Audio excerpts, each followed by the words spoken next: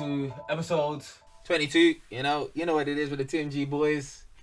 We try and we grinding. Try and grind. You wouldn't know how much effort we've been for today. You know, waiting 2 hours because of certain hiccups. I don't know who to call out for that.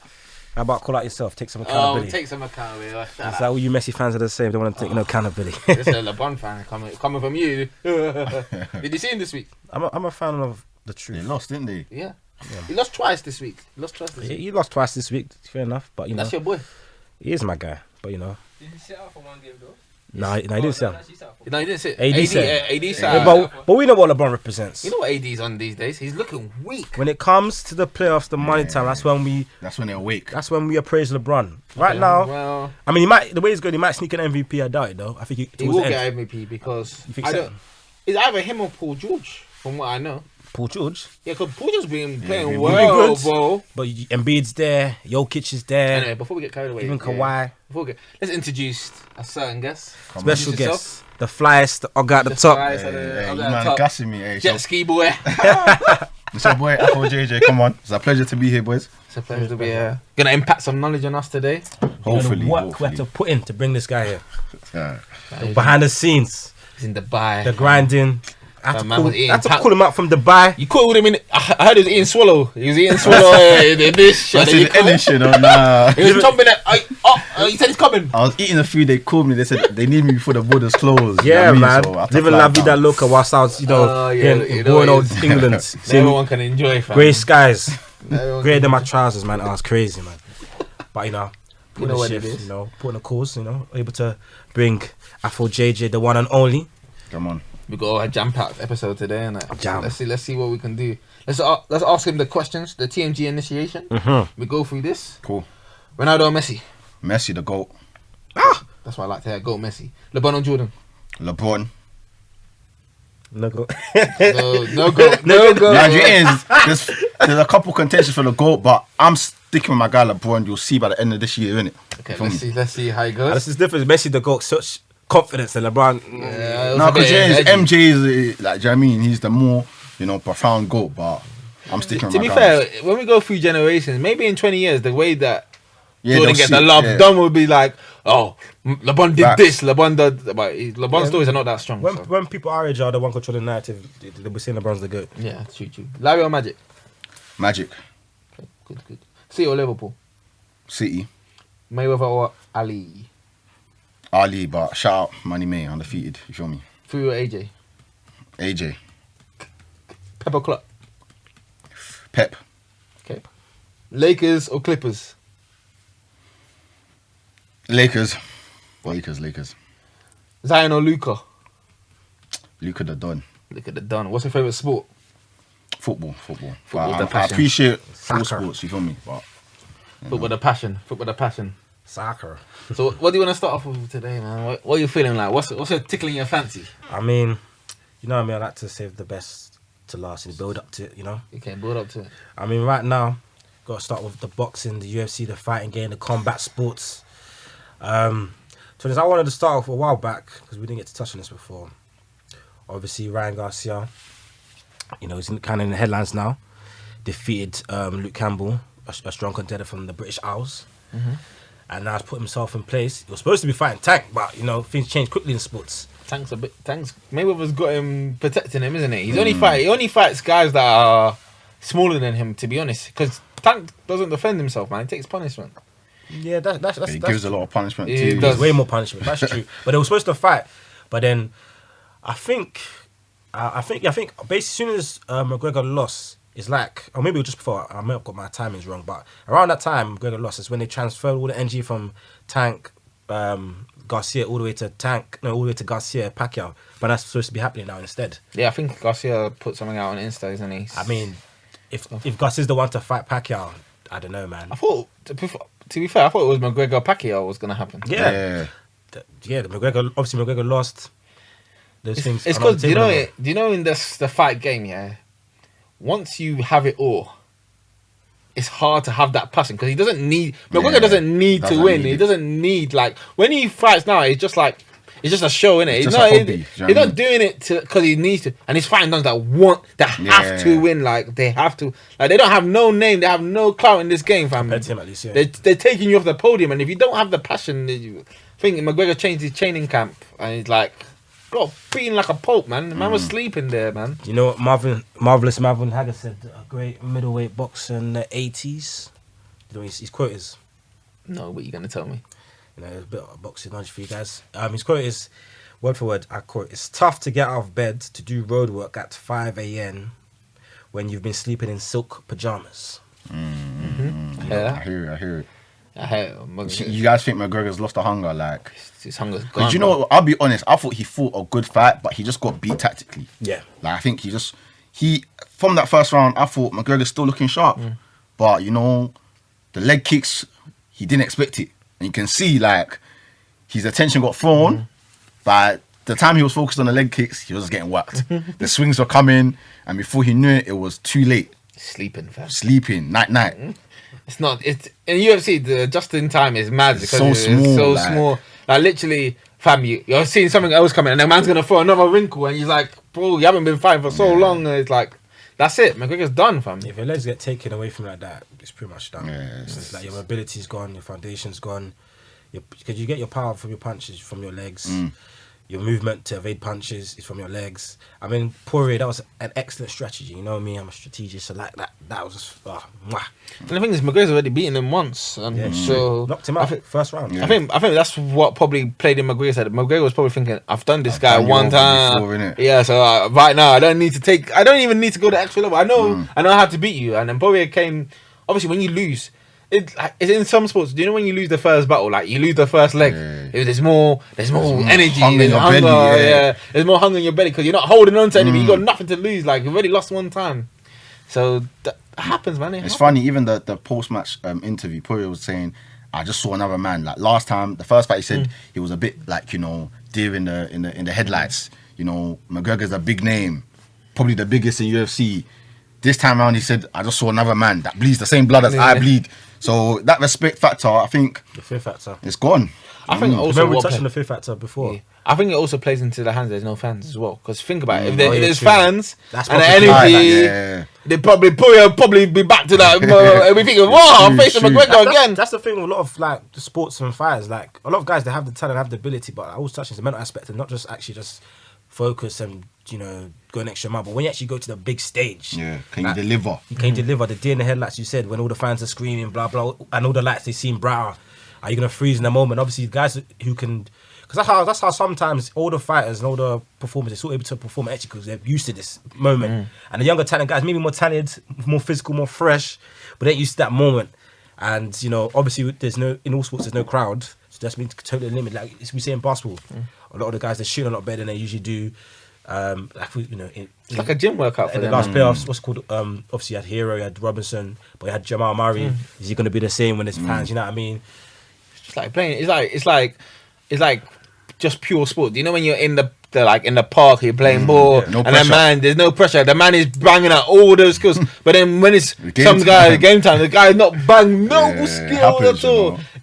It just happens, isn't it? The fans are just the added. It's just an added aspect of sport. In fact, that's what makes elite sport totally different to Yeah. grassroots sports. Because think about how many times are like Sunday League stars, but when they play in front of not those the big same. crowds, like they can't do it, man.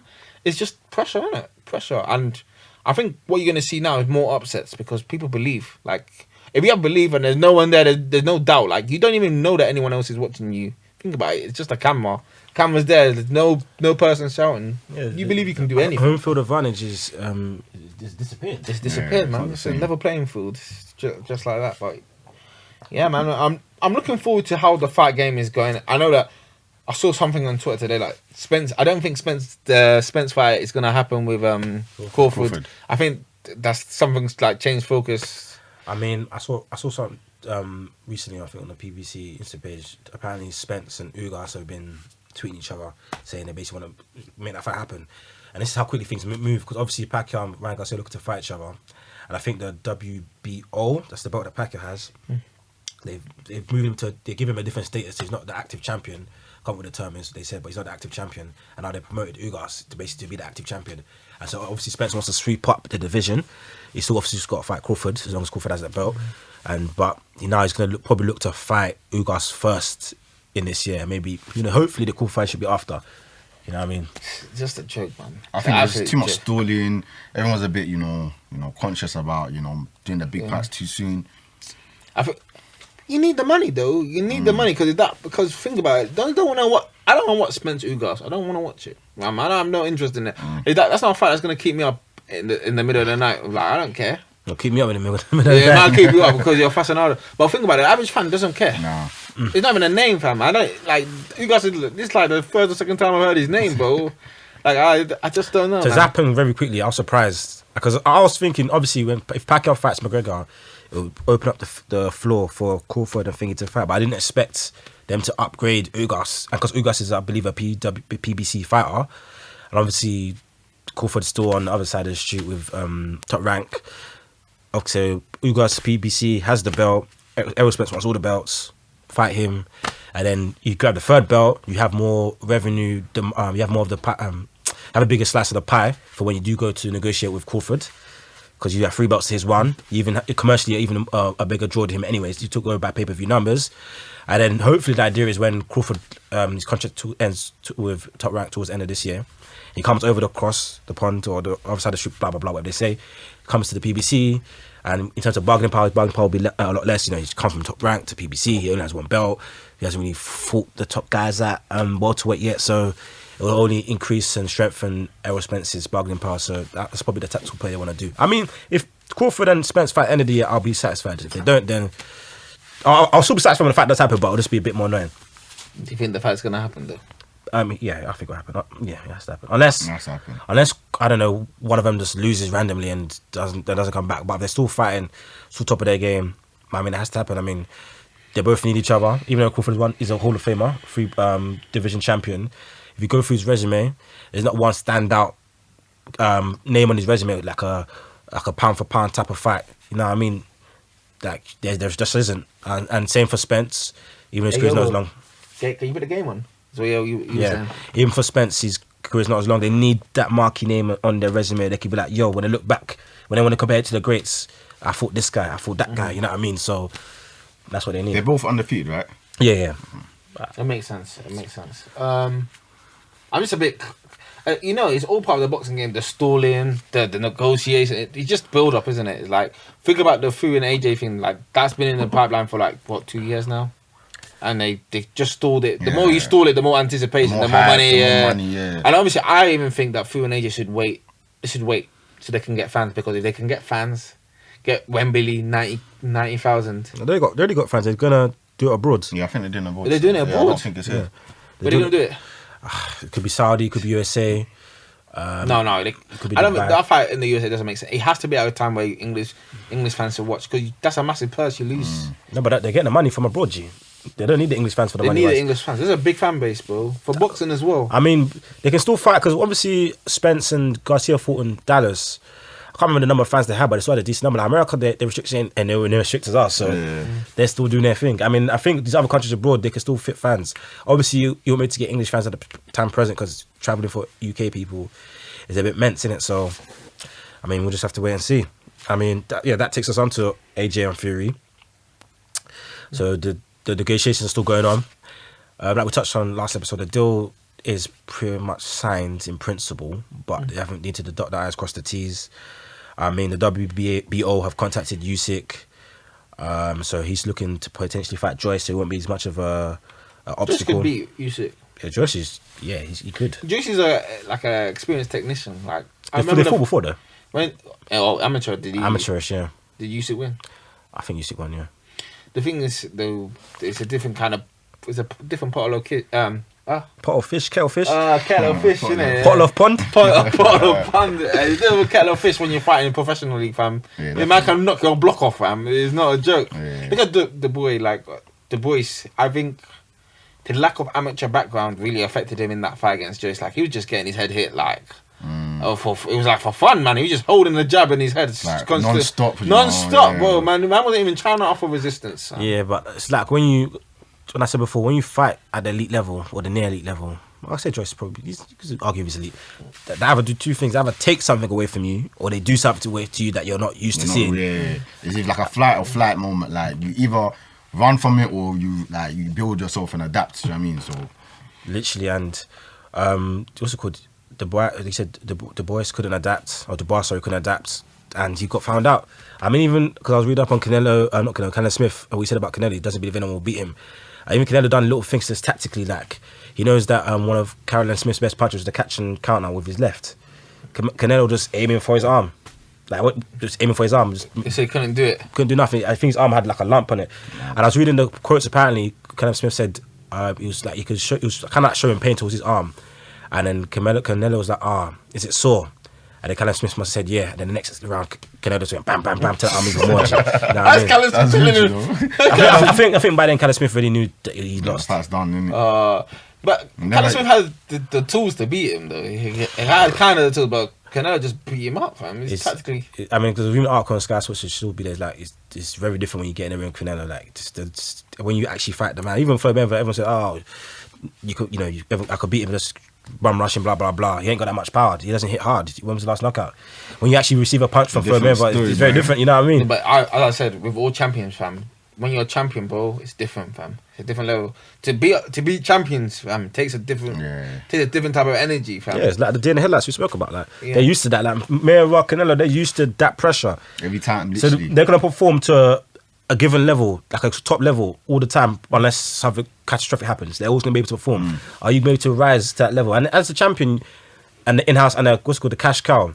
So one of the things I don't necessarily lack from boxing, you have to like convincingly win at times. If you have to take the belt from the champion, that you can't. It's very rare that guy. You can't just do it by fluke. You can't just, and the points, controversially do it. The points won't ever go your favor. Like how many champions lose by points? No, it can happen. It has to be clear. Like when Fury beat Klitschko, it has to be clear. Clearly beat him up. Or when Teofimo beat Lomachenko. But even then, Lomachenko didn't really have the same clout that those guys had. But that fight was a lot closer. It was closer than the point said, but it had to be kind of clear. You know what I mean?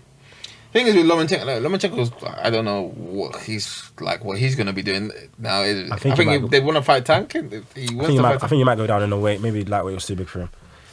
Yeah, man, no, he's got the best feet in the game, fam. One of the best technical boxers I've seen. Oh yeah, he's one of the best technical boxers of all time. I'll give it to him. Usyk's very technical. Usyk's he's gonna get power. I think he needs to fight someone like White. I just want to see him against a man that's just pure power, just to see how he can cope. Because, fam, you don't want to face AJ and Fury. Their man will not.